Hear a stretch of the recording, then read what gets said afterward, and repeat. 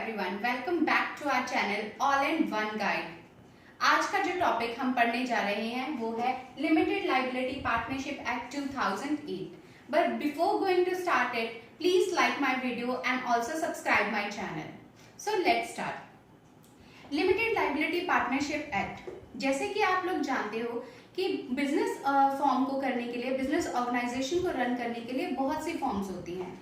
एक बिजनेस को करने के बहुत से डिफरेंट तरीके होते हैं। फॉर एग्जाम्पल, हम सोल प्रोप्राइटर के थ्रू भी अपना बिजनेस कंडक्ट कर सकते हैं, पार्टनरशिप के थ्रू भी और कंपनी के थ्रू भी। मगर किसी चीज के कुछ डीमेरिट्स होते हैं और कुछ मेरिट्स होते हैं। तो आज जो टॉपिक हम करने जा रहे हैं वो LLP एक्ट है 2008। देखते हैं इसकी शुरुआत कैसे हुई और इसके रीजंस क्या थे कि इस टाइप की फॉर्म को लाया गया। सो लेट्स स्टार्ट। जैसे कि हम लोगों ने पार्टनरशिप पढ़ी है, पार्टनरशिप एक्ट 1932। जैसे कि हम जानते हैं कि वहाँ जो पार्टनरशिप होते थे उनकी जो लायबिलिटी होती थी वो कैसी होती थी, अनलिमिटेड होती थी। यानी कि क्या होता था कि अगर बिजनेस को नुकसान हो गया या बिजनेस ऑर्गेनाइजेशन की इतनी लायबिलिटीज हैं तो जो पार्टनर्स होते थे उनको अपनी पर्सनल प्रॉपर्टी भी बेचनी पड़ती थी और जो फर्म की लायबिलिटीज हैं उनको पूरा करना पड़ता था। इट मीन्स कि उनकी जो लायबिलिटी थी वो कैसी थी, अनलिमिटेड। कि उस केस में हमारी पर्सनल प्रॉपर्टी भी बिक जाती थी फर्म्स की लायबिलिटीज को पे करने के लिए। तो पार्टनरशिप के बहुत ज्यादा नुकसान थे। इस वजह से जो LLP लाया गया वो इस वजह से लाया गया, इसमें दोनों चीजों के मेरिट्स लाए गए। वो दो चीजें कौन सी थी, जैसे कि हमने नाम से पढ़ा है कि इस चैप्टर का नाम क्या है, limited liability partnership act. Limited liability कैसे रहेगी हमारी, इसके अंदर लिमिटेड रहेगी और पार्टनरशिप यानी कि जो पार्टनरशिप के फायदे हैं वो भी हमें लिमिटेड लायबिलिटी में मिलेंगे। कंपनी के जो फायदे थे और जो पार्टनरशिप के फायदे थे, दोनों के दोनों फायदे मिलकर LLP एक्ट 2008 बनाया गया। तो स्टार्ट करते हैं। लोकसभा में ये जो लिमिटेड लायबिलिटी पार्टनरशिप बिल था ये पास हुआ था 13 दिसंबर 2008 को। जैसे कि आप सब जानते हैं, पहले लोकसभा में पास होता है, देन प्रेसिडेंट की रजामंदी मिलती है, देन उसको एक्ट बनाया जाता है। सो 13 दिसंबर 2008 को लोकसभा में पास हुआ। प्रेसिडेंट ने अपनी असेंट दी 7 जनवरी 2009 को। 2009 के बाद ये इसको एक्चुअली पूरा का पूरा खिताब मिल गया लिमिटेड लायबिलिटी पार्टनरशिप एक्ट 2008। इसका जो मेन मकसद था वो यही था कि ये पार्टनरशिप से होने वाले नुकसानों को हम कवर करें और कंपनी से होने वाले फायदों को हम इस एक्ट के अंदर लाएं। प्लस ये जो चीज फॉर्म की गई थी ये प्रमोट करने के लिए की गई थी स्मॉल एंड मीडियम एंटरप्राइजेस। क्यों? क्योंकि उनको बहुत ज्यादा नुकसान हो रहा था पार्टनरशिप के अंदर, तो स्मॉल और मीडियम एंटरप्राइजेस को इसके अंदर प्रमोट किया गया। साथ ही साथ प्रोफेशनल फर्म्स को भी प्रमोट किया गया। फॉर एग्जाम्पल, कोई कंसल्टेंसी सर्विसेज है, फॉर एग्जाम्पल चार्टर्ड अकाउंटेंट की है, तो वो भी इनके अंदर अपने आप को रजिस्टर्ड कर सकते हैं और बहुत अच्छा प्रॉफिट कमा सकते हैं। तो उनकी प्रमोशन के लिए ये सब कुछ किया गया। अब करते हैं आगे। So what is limited liability partnership, पढ़ते हैं। LLP मीन्स अ बॉडी कॉर्पोरेट। जैसे कि हम लोगों ने लॉ पढ़ा है, चाहे कंपनी लॉ पढ़ा है, बिजनेस लॉ पढ़ा है, बहुत बार ये वर्ड आता है, it is a body corporate. ठीक है, ये बिजनेस करने का एक तरीका है, बिजनेस ऑर्गेनाइजेशन है, बिजनेस फर्म है, registered in India, whether registered outside India. तो इसका मतलब है ये क्या है, हमारी बॉडी कॉर्पोरेट है। And a legal entity separate from its partners. जैसे कि आप लोग जानते हैं कि जो कंपनी होती है, कंपनी भी क्या होती है, एक सेपरेट लीगल एंटिटी होती है। अगेन इसके जो पूरे मीनिंग है, जो इसके फीचर्स हैं, हम अगली स्लाइड्स में करेंगे, इस वजह से यहाँ डीप में नहीं कर रहे, सिर्फ मीनिंग कर रहे हैं। It has perpetual succession while the LLP will be a separate legal entity liable to the full extent of its assets, and the liability of partners would be limited to the agreed contribution. Yes, ये है इस slide का main point. जैसे कि अभी तक हमने बात की थी कि पार्टनरशिप में लायबिलिटी कैसी होती है, अनलिमिटेड। LLP में हमने कहा कि हमारी लायबिलिटी कैसी रहेगी, क्योंकि नाम के अंदर ही है लिमिटेड। मगर वो लिमिटेड किस हद तक है, वो लिमिटेड है किस तक, जितनी हम कंट्रीब्यूशन अपनी फर्म के अंदर कर रहे हैं। अगर सपोज करो मैंने कंट्रीब्यूशन की है ₹20 लाख की, तो मैं लाइबल होंगी सिर्फ 20 लाख तक के लिए। उससे एक्स्ट्रा अमाउंट ना मुझसे मांगा जाएगा, ना मैं पे करूंगी, क्योंकि मेरी लाइबिलिटी सिर्फ होगी जितनी मैंने कंट्रीब्यूशन की है, उससे ज्यादा नहीं। सो the limitation of the partnership firm and the rigidity of the companies has led to the birth of what we call limited liability partnership। जैसे कि हमने बात की, इसके अंदर पार्टनरशिप के नुकसानों को खत्म किया गया और कंपनीज के फायदों को दिया गया। इस वजह से ही एलएलपी को क्या कहा जाता है? LLP is hybrid between a company and partnership. ये दोनों का मिक्सचर है, पार्टनरशिप का और कंपनी का मिक्सचर है। ये था एलएलपी का मीनिंग। अब हम आगे करते हैं, आगे हम फीचर्स करते हैं कि लिमिटेड लायबिलिटी पार्टनरशिप एक्ट 2008 के फीचर्स क्या हैं। तो सबसे पहला जो फीचर है वो क्या है? Hybrid form of organisation. जैसे कि हमने अभी बात की थी कि partnership act 1932 and companies act, इन दोनों के फायदे इसमें इनकॉर्पोरेट किए गए हैं। ये एलएलपी की फॉर्म बनाई ही इसके लिए गई थी ताकि पार्टनरशिप से होने वाले नुकसानों को खत्म किया जाए और पार्टनरशिप से जो फायदे हो रहे हैं वो रहेंगे और कंपनीज के जो फायदे हैं वो भी इन दोनों के मिलके, इस वजह से इसको क्या कहा जाता है? Hybrid form of organisation. ये था इसका पहला फीचर। अब करते हैं second feature, separate legal entity. Separate legal entity का मतलब है कि एज अ कंपनी और पार्टनर्स दोनों के दोनों अलग होंगे, दोनों की पहचान अलग होगी। कंपनी अपने नाम से एंटर होगी और कंपनी लाइबल नहीं होगी अगर शेयर होल्डर्स ने कुछ भी गलत काम किया है उनकी लाइबिलिटीज के लिए। सेम शेयर होल्डर्स लाइबल नहीं होंगे अगर कंपनी ने कुछ गलत काम किया है। क्यों? क्योंकि दोनों की पहचान क्या है? अलग अलग। एज अ कंपनी की पहचान अलग है, एज अ शेयर होल्डर्स की पहचान अलग है। इस वजह से अगर कंपनी को, जैसे हमने बात की थी, अगर कंपनी की लाइबिलिटीज इंक्रीज हो जाती हैं तो उसके लिए हमारे जो पार्टनर्स हैं वो लाइबल नहीं होंगे पे करने के लिए। क्यों? क्योंकि वो कंपनी की अपनी लाइबिलिटीज थी, पार्टनर्स की लाइबिलिटीज नहीं थी। पार्टनर सिर्फ लाइबल होंगे अपनी ही लाइबिलिटीज पे करने के लिए, ना कि कंपनीज की। सेम इस केस में अगर पार्टनर्स की लाइबिलिटी ज्यादा है या वो इंसॉल्वेंट हो चुके हैं तो उसके लिए कंपनी पे नहीं करेगी because of this principle separate legal entity. तो सेपरेट लीगल एंटिटी इसका मेन फीचर है। ये जो फीचर है ये कंपनीज एक्ट से आया गया है, क्योंकि कंपनी का भी एक मेन फीचर होता है that it has separate legal entity. चलते हैं नेक्स्ट। तो हमारा नेक्स्ट फीचर है लिमिटेड लायबिलिटी। इसके बारे में हमने पिछली स्लाइड्स में भी बात की थी कि यहाँ जो पार्टनरशिप से होने वाला नुकसान था, हाँ जी, जो नुकसान था वो कौन सा था कि उनकी लायबिलिटी कैसी है? अनलिमिटेड। मगर एलएलपी के अंदर उनकी लायबिलिटी कैसे रहेगी? लिमिटेड। और अभी हमने बात की कि ये जो लायबिलिटी लिमिटेड रहेगी ये किस हद तक रहेगी, उनको लायबिलिटी अपनी पे कब कितने अमाउंट तक करनी है। तो कितने अमाउंट तक करनी है? Each partner is limited to his agreed contribution in the limited liability partnership.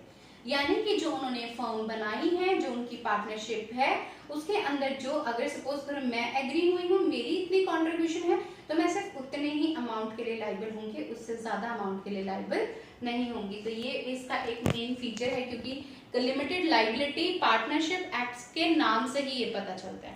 चलते हैं नेक्स्ट की तरफ। नेक्स्ट है इनकॉर्पोरेशन ऑफ एन एलएलपी।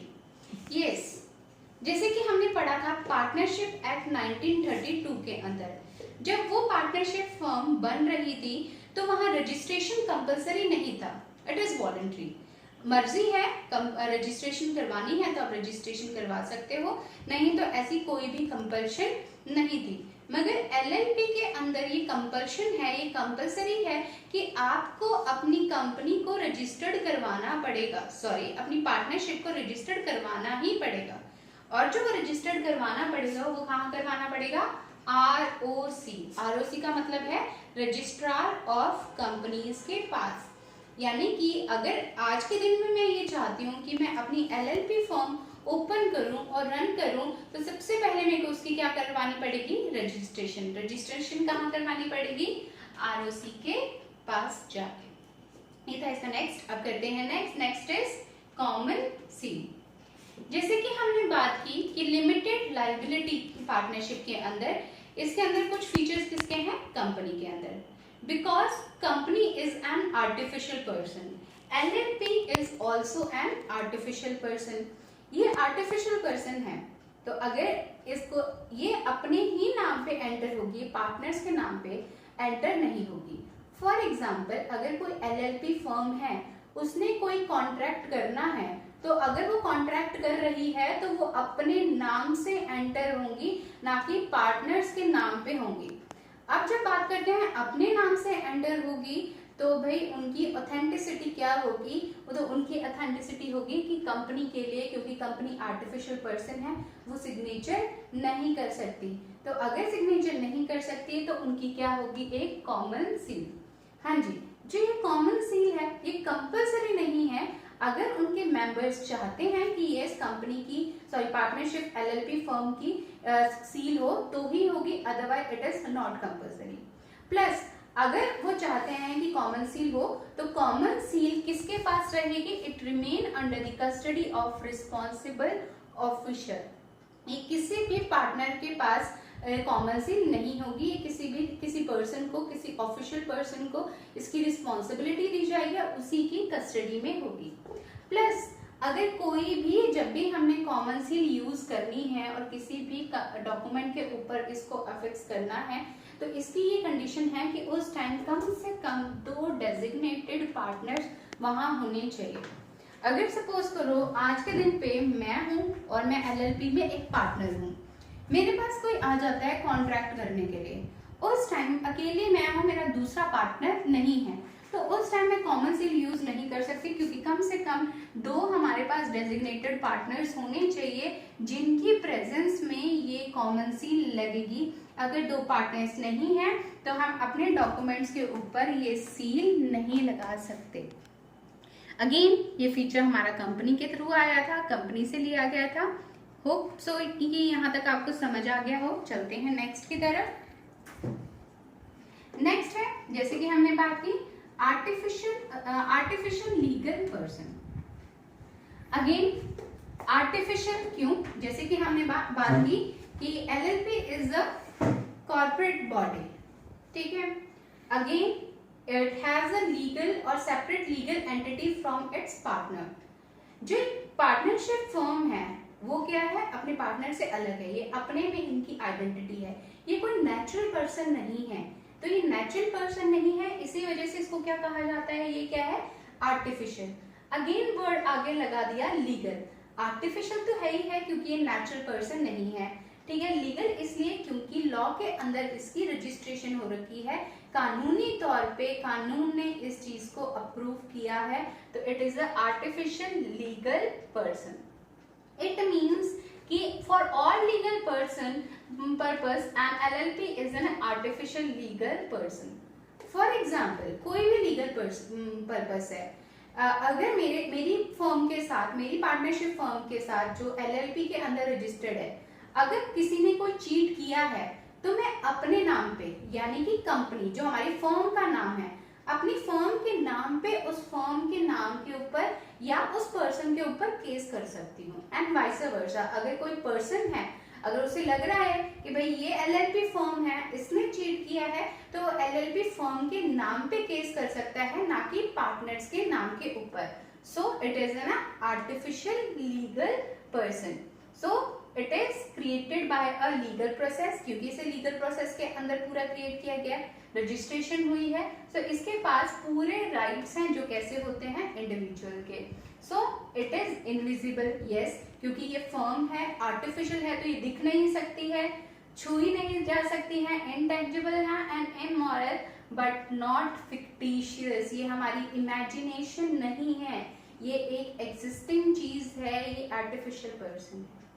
तो चलते हैं next one is perpetual succession, जो कि हमने मीनिंग में किए थे सारे वर्ड्स, इस वजह से हमने कहा था नेक्स्ट स्लाइड्स में करेंगे। परपेचुअल सक्सेशन का मतलब क्या होता है, अगेन ये जो फीचर है कंपनी से लिया गया है। पार्टनरशिप एक्ट 1932 के अंदर ये चीज नहीं होती थी। क्यों नहीं होती थी?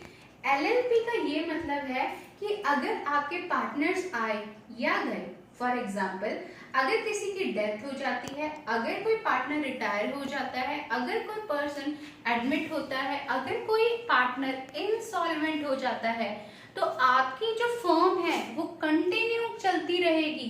किसी पर्सन के आने की वजह से या जाने की वजह से आपकी जो फर्म है, पार्टनरशिप की फर्म, वो कभी भी रुकेगी नहीं, वो कंटिन्यूसली चलती जाएगी। जबकि पार्टनरशिप एक्ट 1932 के अंदर ऐसा कुछ नहीं था। अगर किसी पार्टनरशिप फर्म 1932 के अंदर किसी पार्टनर की डेथ हो जाती थी तो वो फर्म भी वहां बंद करनी पड़ जाती थी। क्यों? क्योंकि वहां ये कॉन्सेप्ट परपेचुअल सक्सेशन का नहीं था। होप सो कि आपको यहाँ समझ आ गया हो। चलते हैं नेक्स्ट की तरफ। बात करते हैं नंबर ऑफ पार्टनर्स की। अगेन, जैसे कि पार्टनर्स के पार्टनरशिप एक्ट के अंदर भी minimum number of members, minimum number of partners हमारे पास कम से कम, अगर हमने एलएलपी पार्टनरशिप फॉर्म करनी है, अगर हम उसको ऑपरेट करना चाहते हैं, तो हमारे पास कम से कम 2 पार्टनर्स होंगे। उन 2 पार्टनर्स में से एक पार्टनर का कंपलसरी है, he should be the resident of India. ठीक है, कि वो भारतीय नागरिक होना चाहिए। अगर हमारे पास 2 पार्टनर्स है, पहली कंडीशन क्या है कि हमारे पास मिनिमम नंबर ऑफ मेंबर्स कितने होने चाहिए? 2 में से कम एक जो है वो क्या होना चाहिए? भारतीय नागरिक होना चाहिए। Again, maximum number of members, आपने देखा होगा पार्टनरशिप एक्ट 1932 के अंदर मैक्सिमम नंबर ऑफ पार्टनर्स के ऊपर लिमिट थी। ठीक है, इसका एक नुकसान था, उसी नुकसान की वजह से यहाँ जो मैक्सिमम नंबर ऑफ पार्टनर्स हैं उनकी लिमिट क्या कर दी गई? हटा दी गई। क्योंकि कंपनीज में आपने देखा होगा कि वहाँ पब्लिक लिमिटेड कंपनी के अंदर कोई भी लिमिट नहीं थी, आपके कितने भी मेंबर्स हो सकते हैं, तो यहाँ भी आपके कितने भी पार्टनर्स हो सकते हैं। Next one is rights and duties of partners. Again, जो हमारे पार्टनर्स हैं उनके क्या अधिकार होंगे और उनकी क्या ड्यूटीज होंगी, क्या रिस्पॉन्सिबिलिटीज होगी, ये कौन डिसाइड करेगा? It is govern by the LLP agreement between the partners. कि आपस में जो पार्टनर्स हैं उनके बीच में जो समझौता हुआ है, जो बातचीत हुई है, जो टर्म्स एंड कंडीशंस हैं, वो तो फॉलो करेंगे ही करेंगे। प्लस एलएलपी एक्ट 2008 के जो प्रोविजंस हैं, जो उन प्रोविजंस में rights and responsibility and duties mention है, वो तो इन लोगों ने फॉलो करनी ही करनी है। तो जब पार्टनरशिप फर्म एलएलपी के अंदर फॉर्म हो रही है, तो आपस में जो हमने म्यूचुअली बातें डिसाइड की हैं, जो कंडीशंस हमने डिसाइड की हैं, उन्हीं के अकॉर्डिंग हर एक पार्टनर अपनी रिस्पॉन्सिबिलिटीज फुलफिल करेगा। Come to the next point. Next feature is books of account of an LLP. Partnership act 1932 के अंदर ऐसी कोई कंपल्शन नहीं थी कि हमें अपनी बुक्स ऑफ अकाउंट किसको सबमिट करनी होती थी? आरओसी को सबमिट करनी होती थी। मगर यहाँ LLP shall be under the obligation to maintain annual accounts, कि हमें एलएलपी के अंदर अपने अकाउंट्स क्या करने पड़ेंगे? मेंटेन करने पड़ेंगे, जो कि हमारी कंपनी की ट्रू फाइनेंशियल पोजीशन बताते होने चाहिए। अगेन, कि हर साल हमें अपने अकाउंट्स की स्टेटमेंट सबमिट करनी पड़ेगी, किसके पास? रजिस्ट्रार के पास। जब हम बात करते हैं बुक्स ऑफ अकाउंट्स की, जब हम बात करते हैं ऑथेंटिसिटी की, जब हम बात करते हैं एक्यूरेसी की, तो हमारे माइंड में सबसे पहले जो वर्ड आता है वो आता है ऑडिटिंग। तो अगेन यहाँ भी जब एलएलपी के अंदर भी बुक्स ऑफ अकाउंट्स हैं, उनकी क्या होगी? ऑडिटिंग। अगेन, जो ऑडिटिंग होगी वो भी एक लिमिट के बाद ही डिसाइड की गई है कि अगर उन पार्टनर्स की कंट्रीब्यूशन जो है वो 25 लाख से ज्यादा है और उनका टर्नओवर जो है वो ₹40 लाख से ज्यादा है, तो ही क्या होगी? उनके लिए ऑडिट जो है वो कंपलसरी होगी, अदरवाइज उनके लिए ऑडिट कंपलसरी नहीं होगी। प्लस हमारे इसके अंदर जब ऑडिटिंग की बात करती हैं, तो एलएलपी एक्ट ने कुछ क्लासेस ऑफ कंपनीज को एग्जम्प्ट कर रखा है ऑडिटिंग के लिए। सिर्फ वही कंपनी जिनको प्रोविजंस के अकॉर्डिंग एग्जम्पशन मिली है, ना उनकी ऑडिटिंग होगी।